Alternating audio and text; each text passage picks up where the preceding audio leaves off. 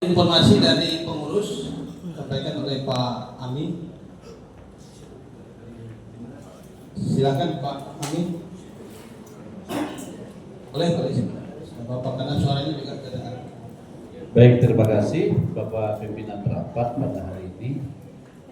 Bapak Ibu yang kami hormati, update atau terkini tentang informasi CU Stella Maris yang kita sampaikan dalam Boga Karya itu terima kasih sebagai berikut. Nah, yang pertama tentang rapat informasi khusus atau RAK yang sudah kita laksanakan 6 Agustus 2024. Di dalam RAK itu keputusannya beberapa hal yang sudah diambil, yaitu penurunan simpanan pokok dari 500.000 menjadi 100.000. Nah, kelebihan saldo simpanan pokok itu disimpankan kembali ke simpanan wajib. Kemudian simpanan wajib itu naik dari 25.000 menjadi 30.000. Ini keputusannya atau dieksekusi pada bulan September yang ini. Kemudian menutup solidaritas kesehatan dan solidaritas kebakaran. Bapak Ibu, mungkin ada yang bertanya mengapa turun begitu ya. Kita sudah mendengar, sudah mendapat informasi dari tentang regulasi Menteri Koperasi dan Permenko terkait pengelolaan koperasi, bahwa koperasi harus ada dalam satu pilihan. Apakah koperasi itu akan memilih sebagai open loop atau closed loop? Nah, dan kita Bapak Ibu sebagai pengelola dalam hal ini, pengurus dan bersama manajemen dan tentunya kita semua sepakat bahwa kita maunya closed loop. Closed loop itu artinya adalah koperasi itu hanya melayani yang hanya anggota di situ. Nah, kalau ada anggota, ada pelayanan di luar dari anggota, itu akan sudah terhitung sebagai open loop, dan pengawasan lembaga nantinya akan diawasi oleh OJK begitu. Nah, kenapa ini 500 menjadi 100? Tadi dalam bulan Agustus Bapak Ibu sudah lihat penurunan anggota kita. Kita sudah mulai verifikasi sejak dari bulan itu.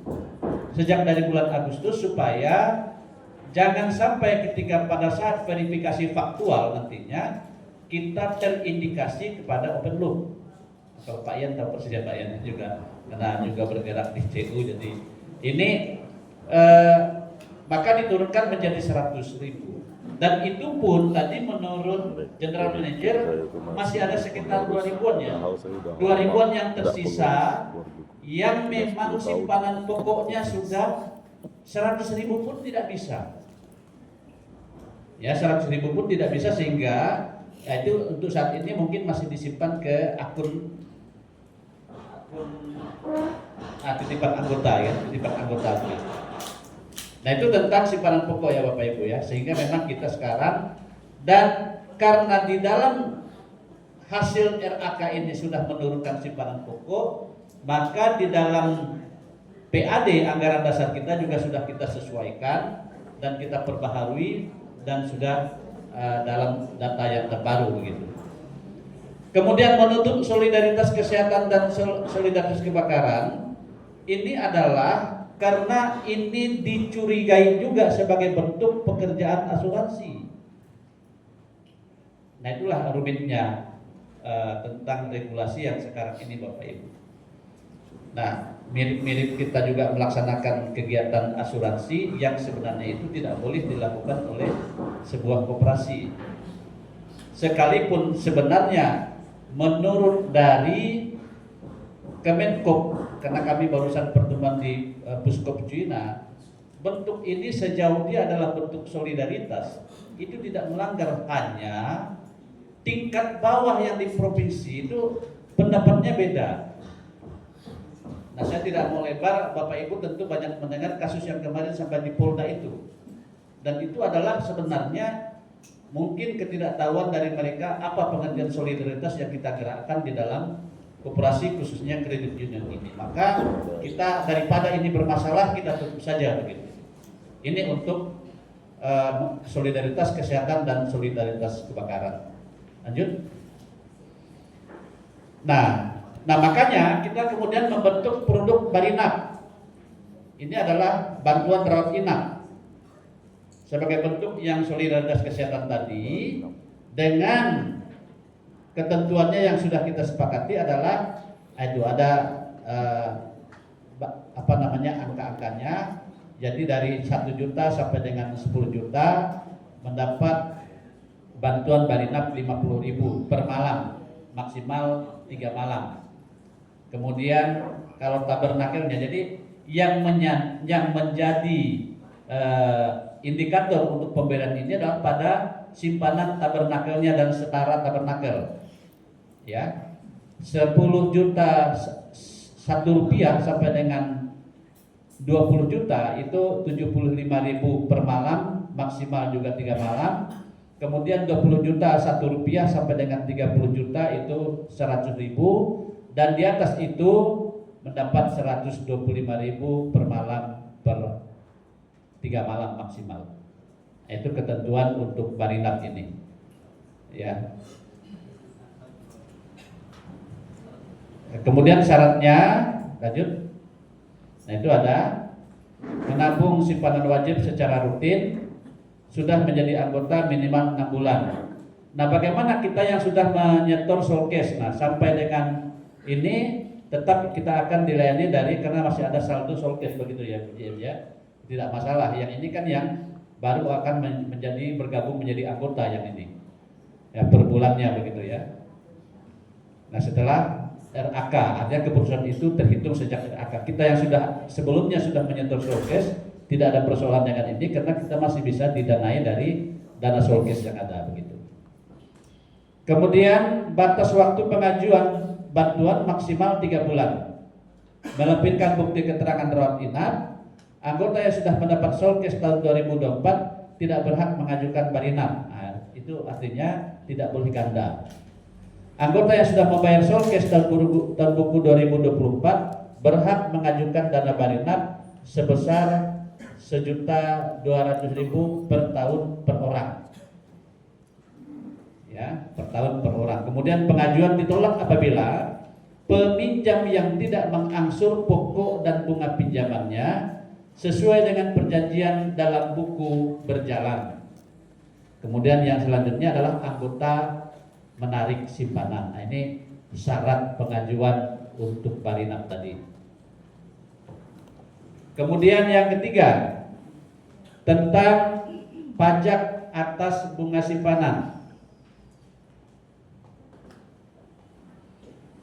Bahwa dasar hukum pajak atas bunga simpanan koperasi pada Permen nomor 15 tahun 2009 tentang PPA atas bunga simpanan yang dibayarkan oleh koperasi kepada anggota koperasi, orang pribadi, dan PMK nomor 112 PMK 03 2010 tentang tata cara pemotongan penyetoran dan pelaporan atas bunga simpanan yang dibayar oleh koperasi kepada anggota pribadi. Nah, besaran tarif pajak dikenakan pemotongan PPh 4 ayat 2, pasal 4 ayat 2 itu adalah sebagai berikut.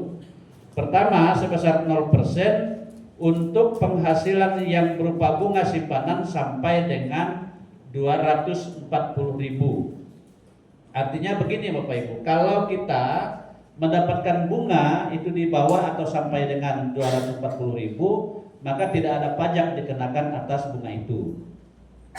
Yang kedua, sebesar 10% untuk bruto bunga untuk penghasilan berupa bunga simpanan lebih dari 240.000 per bulan atau akumulasi bunga pada semua jenis simpanan. Nah ini pemahamannya begini, bahwa kalau bunga kita sudah di atas 240.000 maka akan dikenakan pajak sebesar 10% begitu maksudnya. Nah itu jadi misalnya bunga kita tiap bulan mendapatkan 250.000, maka karena sudah lebih dari itu 10% dari itu berarti sebesar 25.000 itu akan menjadi pajak yang dibayarkan kepada kas negara. Nah Bapak Ibu, pada tanggal 7 Oktober lalu kami kembali dipanggil oleh pajak dan kami perwakilan pengurus dan juga Ibu JM dan Deputi Usaha kembali lagi memenuhi panggilan bahwa memang selama ini kita melakukan pemotongan bunga pajak itu didasarkan atas bunga tabungan tabernakel begitu ya, atau perjenis simpanan. Nah tetapi mereka memang berkali-kali menjelaskan bahwa pengertian itu agak beda, agak lain. Mereka maunya adalah akumulasi dari total bunga begitu, dari total bunga yang diperoleh oleh anggota. Jadi makanya kemungkinan kita akan mendapat pemotongan kembali, mendapat pemotongan kembali nanti setelah dalam beberapa mungkin bulan ke depan setelah dieksekusi begitu. Karena akibatnya apa? Kalau ini kita tidak terapkan, artinya berbagi dengan anggota yang mendapatkan bunga untuk dipotong sendiri pajaknya, itu kan berarti menjadi tanggung jawab lembaga kalau begitu. Karena dari pajak tidak mau menerima risiko bahwa apa yang menjadi kewajiban lembaga sebagai akibat ada anggota yang melapor ke sana ada kekurangan pembayaran, maka kekurangan itu harus dibayar oleh lembaga. Nah karena itu maka Bapak Ibu untuk mengatasi hal ini mari kita duduk semeja pada hari ini kita bicarakan bagaimana kita akan mengatasi itu. Lanjut. Per tahun dipotong. Nah ini Bapak Ibu pada tanggal 16 lalu juga Oktober kita sebagai tindak lanjut dari apa yang sejak mereka gaungkan dari bulan Agustus self declare atau pernyataan pribadi dalam arti ini pernyataan lembaga kita yang membuat pernyataan tentang kita mau open loop atau close loop tadi Bapak Ibu.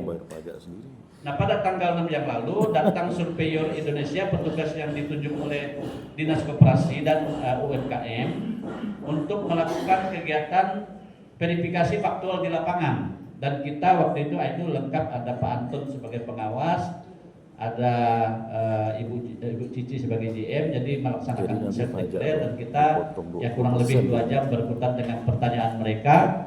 Dan kita belum tahu hasilnya, karena saya tanyakan kemarin itu kapan keluar hasilnya, mungkin diperkirakan sekitar 1 atau 2 bulan ke depan gitu. Jadi akan keluar apakah kita kemudian akhirnya sebagai koperasi open loop atau close loop begitu maksudnya. Kalau kita close loop, nah maka kita itu yang seperti yang kita inginkan, maka masih di bawah Departemen Koperasi kalau begitu. Tapi kalau kita open loop nanti di bawah OJK yang mengawasi kita. Jadi tidak ada lagi hubungannya dengan Kementerian Koperasi kalau sudah open loop. Lanjut. Nah, Bapak Ibu, terkait dengan TP Wonobaru yang tadi sudah dijelaskan oleh Pak Yasno bahwa sampai saat ini itu CU kita memakai atau menyewa gedung di dekat sekitar Gang Wonobaru. Itu TP yang di sana. Itu kondisi gedungnya yang di sebelah kiri itu, ya itu. Dan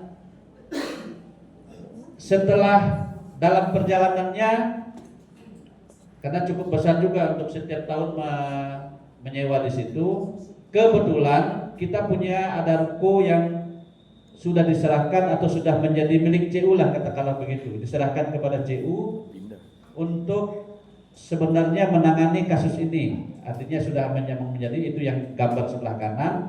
Hanya saja memang letaknya itu berada di Danau Sentarum. Jadi artinya agak geser dari posisi Wonobaru. Agak geser dari posisi Wonobaru. Nah, itu jadi agak ke jalan Danau Sentarum itu ya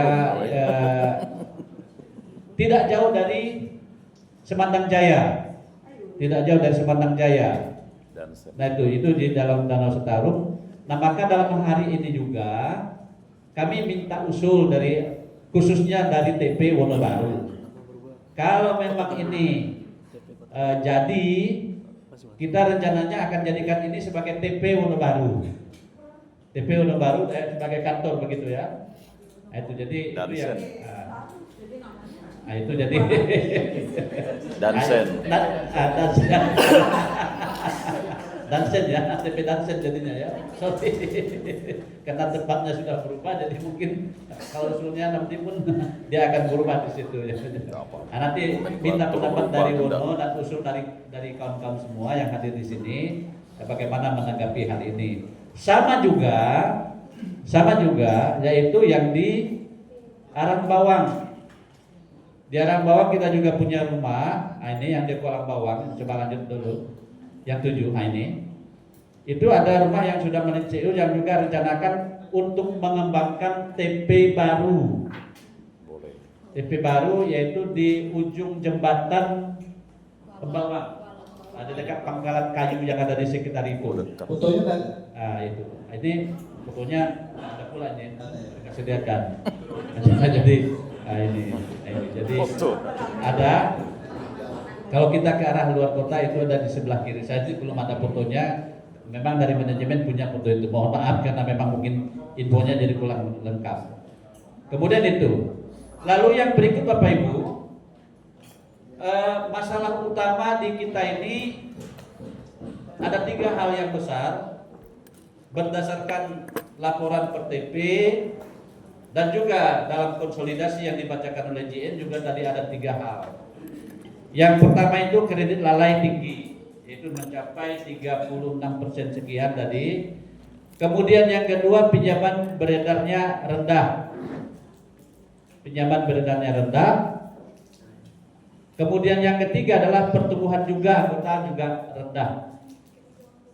Nah, 3 hal ini kita melihatnya sebagai ada yang berfungsi sebagai jantung di sana, ada yang berfungsi sebagai darah ibaratnya kalau dalam sirkulasi tubuh kita ini. Nah, sehingga itulah mungkin yang kata kawan-kawan simbiosis tadi di situ. Jadi kalau tidak ada kerjasama antara KL kemudian pinjaman beredar, pertumbuhan ini kalau tidak ada sinergisitasnya sebenarnya di situ, nah, maka ya lambat laun kita ini Bu Ella ada orang pakar tata kelola itu akan mengalami mungkin satu hal begitu, sehingga memang perlu dan ini memang selalu kita bicarakan pada persoalan-persoalan ini. Dan sebagaimana saya sampaikan pada saat membuka tadi, khusus KL kita sudah laksanakan yang memang dianggap kalau teman-teman tidak tahu maksimal tak kalian kerja, misalnya kalau ibaratnya kalau tanya kami rasanya maksimal ya Pak Kadem ya, karena ya memang orangnya tuh ada yang ke sana, ada yang ke ujung, sehingga ya 1 hari bekerja paling banyak juga sampai kalaupun ada yang kata ketemu kalau jaraknya ini mungkin sampai 4 orang, 5 orang begitu. Tapi kadang-kadang cuma 2 orang yang ketemu. Nah, ini semua persoalan-persoalan yang kita hadapi sampai saat ini. Nah, itu Bapak Ibu tentang beberapa update yang ada di CU kita ini. Kami mohon masukan untuk kita semua agar nanti kami mudah-mudahan bisa mengolah informasi yang Bapak Ibu sampaikan dalam Loka Karya pada pagi hari ini supaya menjadikan CU kita ini bisa bersaing, bisa tetap eksis di tengah-tengah lembaga keuangan lainnya yang ada di tempat kita ini. Mungkin begitu dulu dari tentang update informasi tentang CU kita ini. Mudah-mudahan ada yang mau tanyakan atau mungkin sudah dicatat saja dulu, nanti pada saat gilirannya kita urun rembuk atau isinya usul saran, mungkin saat itu disampaikan. Terima kasih, saya kembalikan kepada pimpinan rapat. Terima kasih Pak Amin. Aplaus kepada pengurus. Ini upaya yang sudah dilakukan pengurus dalam menghadapi dinamika yang berkembang saat ini. Kita lanjut ke presentasi atau pemaparan dari pengawas. Silakan Pak.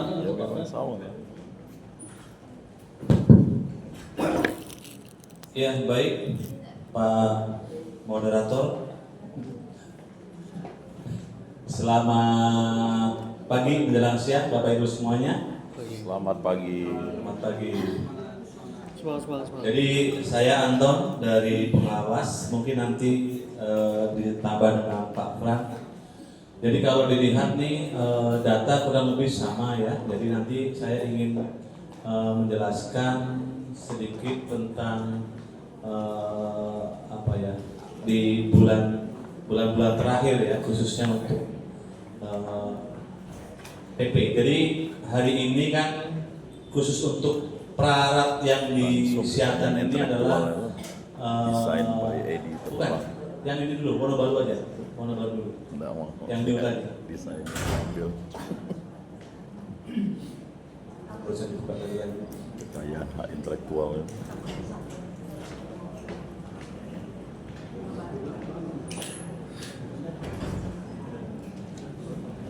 Slide-nya ini ada 125, tapi mungkin saya scanning aja biar cepat aja. 125 banyak. Tidak sampai. 25. Ya, baik. Saya sedikit untuk menyampaikan khusus untuk Wonobaru ini. Lanjut aja. Nah ini kalau untuk keanggotaan tadi lihat juga disampaikan oleh manajer Wonobaru ya. Jadi memang anggota di Wonobaru itu masih di bawah 1000. Jadi perlu nanti teman-teman yang hadir di sini ada yang dari Wonobaru, coba tunjuk tangan. 1, 2, 3, 4, 5, 6, 7, 8, 9, 200. Terima kasih. Ya, jadi paling tidak 200 orang yang hadir di sini bisa menyampaikan kepada teman-teman, mempromosikan ya. Kenapa? Karena tadi dilihat presentasi dari kawan-kawan itu kan SHU kita cukup kecil, bahkan mungkin. Nah, jadi nanti perlu kawan-kawan untuk bisa menduplikasi keanggotaan supaya mereka bisa mau masuk ke CU Stella Maris. Lanjut. Nah ini juga kalau saya lihat di Wonobaru piutang di bulan Agustus sama September ini terjadi penurunan ya, 0,83%, ada 76 juta lebih. Jadi ini perlu juga. Kenapa? Karena kalau semuanya nabung, nggak ada yang minjem, repot juga ya. Namanya juga koperasi simpan dan pinjam gitu ya. Kalau bisa setara atau 50%, ini kan sama-sama jauh. Jadi ada penurunan cukup signifikan, 76 juta lebih. Lanjut. Kemudian simpanan anggota juga begitu. Untuk simpanan pokok dan simpanan wajib di sini ya terjadi kenaikan memang ya, karena dan juga tentunya juga anggota juga kalau pada saat menabung atau minjem itu, kalau seandainya kasir untuk menyampaikan ini kok belum ada bulan ini untuk simpanan wajibnya misalkan ya, itu juga harus legowo ya untuk dikurangi untuk masuk itu. Kenapa? Karena untuk saham kita di sini ya. Kemudian juga di simpanan tabernakel juga di sini juga ada peningkatan. Kemudian simpanan Stella Sejahtera ada naik 2,7% lebih. Lanjut. Kemudian nah ini yang tadi Bapak Ibu, kredit lalai. Jadi kita tolong anggota itu pada saat mau meminjam, tolong yang realistis ya. Realistis data yang disampaikan gitu. Kenapa? Karena biasanya saya nggak tahu kalau di CU lain itu kayaknya sengaja dinaik-naikkan gitu. CU Stella Maris nggak tahu masih atau enggak gitu ya, supaya bisa dapat lebih tinggi gitu. Ininya asetnya dia misalkan, jaminannya gitu kan, analisanya gitu. Jadi ini kawan-kawan manajemen juga begitu, harus menganalisisnya lebih jeli lagi gitu ya pada saat dia dilihat di kondisi di rumahnya. Ini untuk mencegah terjadinya kredit lalai, karena kemarin terus terang aja seumur-umur saya baru ikut yang namanya ikut nagih. Ketua pengawas lagi kan, hebat enggak? Ketua pengawas turun nagih. Ya ampun panasnya minta ampun, mut-mutan panas sekali. Dari 5 nggak ada, dapur 1 rupiah pun nggak ada. Tidak apa-apa, kalau Pak Ahok sih tidak apa-apa. Nasihat. Nah, cobalah dari 5 yang ditagih 1 pun rupiah nggak ada yang dapat gitu kan. Nah ini kawan-kawan, disinilah anggota kita ya. Kita kan pemilik tapi supaya bisa itu ya harusnya punya kewajiban. Kalau memang hutang ya harus nagih ya. Kalau ditagih mungkin lolos oleh penagih, pindah dia udah pindah, karena banyak yang alamatnya pindah. Tapi nanti kalau udah meninggal ditagih itu sama malaikat. Masa bodoh dia dari mana dia? Lanjut. Yang sulit membayar yang menagih pun tidak sulit. Nah ini juga ini penagihan ya, penagihan yang disampaikan oleh kawan-kawan itu saya ambil di bulan Juli, memang belum besar juga ya. Ini alasan-alasan yang disampaikan di situ. Nanti kalau disampaikan ditagih dia kriteria, nanti saya akan membayar, gitu kan? Diusahakan membayar untuk bulan depannya dan lain sebagainya gitu. Banyak sekali alasannya tuh kalau nggak salah ya. Nah itu jadi ya kita semakin maju lah ya CU kita ini. Lanjut. Kemudian cek fisik, saya lihat tidak ada selisih saldonya. Lanjut aja. Lanjut. Nah, untuk aset lancar di bulan Agustus sampai September di sini terjadi kenaikan ya.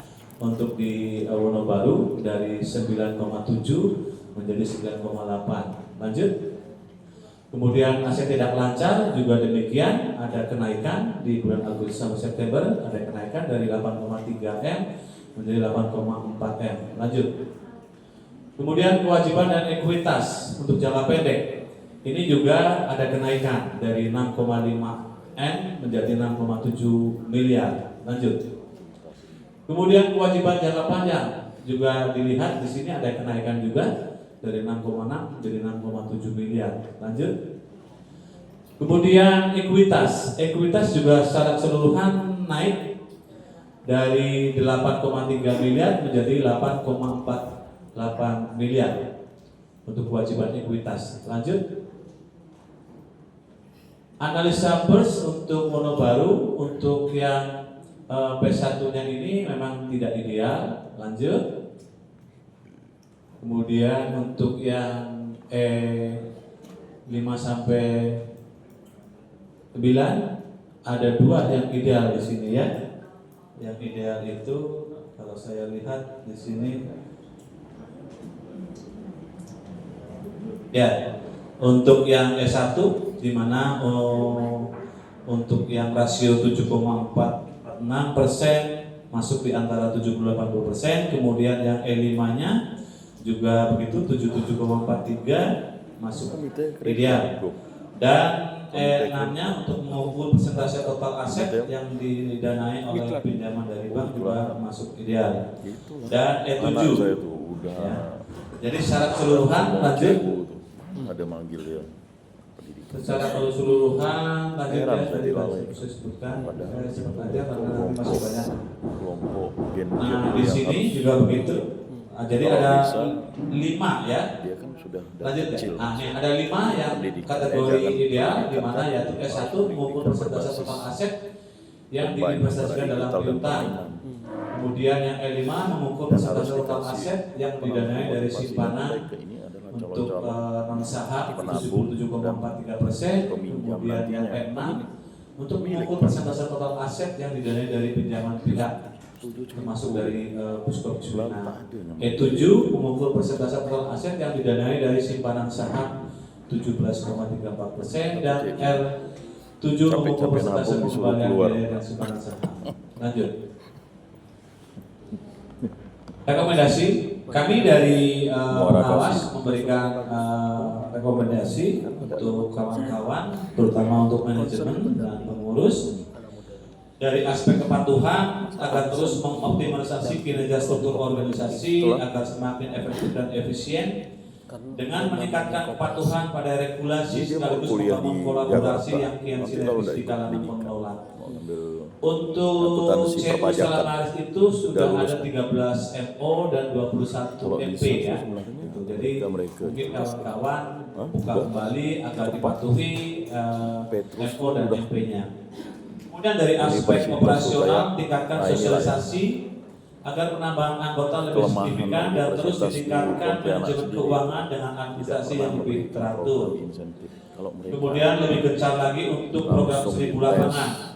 Maaf, 1000 lapangan dan teruskan gencar misalnya untuk penagihan. bebas uang pangkal, Ya, tapi ini ada tetap bayar panglimanya semester. Pak Kadek. Terima Ada kasih Pak bonus Kadek yang diberi. yang sudah membantu Ini mau kawan-kawan hari Minggu karena mau tes untuk dapat beasiswa untuk ya, karena begini, mungkin barangkali juga kawan-kawan manajemen harus bisa menganalisis ini orang-orang yang bandel atau orang-orang yang lupa. Ya kan, nanti siapa yang kira-kira patut untuk menagih. memang Karena ada kejadian kapasitasnya itu unik. yang memang ngejar. Kepala desa nggak mau ditagih, siapapun nggak Iya, mau, sekolahnya termasuk bukan pengurus. karena Memang pengawas belum turun waktu itu. Dan mau sekali, ternyata Expo ya? hanya dengan kawannya saja langsung dimarahi habis-habisan. Waktu itu juga langsung dibayar lunas. Apakah ada seperti ini di dalam, ya seperti itu luar ya. Bagus. Nah, jadi mungkin begitu ya. Barangkali nanti kawan-kawan manajemen harus dilihat nih kan anggota yang masuk bandel atau Paulus. anggota yang bagaimana ya, Kakeknya atau bilang, sengaja "Masuk mau Petrus ya." mengolok-olok manajemen sengaja. Padahal ada duit di sebetulnya dia kan, ada duit tapi nah ini jadi tolong anggota juga gitu ya harus bisa memahami juga untuk kita semua. Kemudian untuk mencegah bertambahnya kredit lalai akan dipertajam analisis kredit, mencakup hal-hal termasuk kemauan, pengetahuan, dan kepatuhan pada kebijakan kredit yang sudah ditetapkan, termasuk jenis barang jaminan. Ada 5C ya. Di sini dari karakter, capacity to pay, capacity untuk membayarnya, capital status keuangannya, kemudian collateral, Dia ya, kredit kondisi. proyek ini. Jadi di sini untuk kewirausahaan. artinya teman-teman manajemen lebih kritis lagi ya untuk menganalisisnya. Kemudian Dia waktu itu. evaluasi Dia staff hampir untuk masuk Petrus di bagian Tapi kredit atas kakeknya permohonan kan pinjaman yang dilakukan untuk pemohon wakil ini semua Petrus. juga harus disiapkan atau dipertajam lagi. Barangkali itu saya lanjut, silahkan untuk Iya. yang siantan ya, siantan karena biar pakai laptop ini pakai Betul. yang tadi siantan Pak. Udah semester 1 udah expo dong. Iya, ya. Ini yang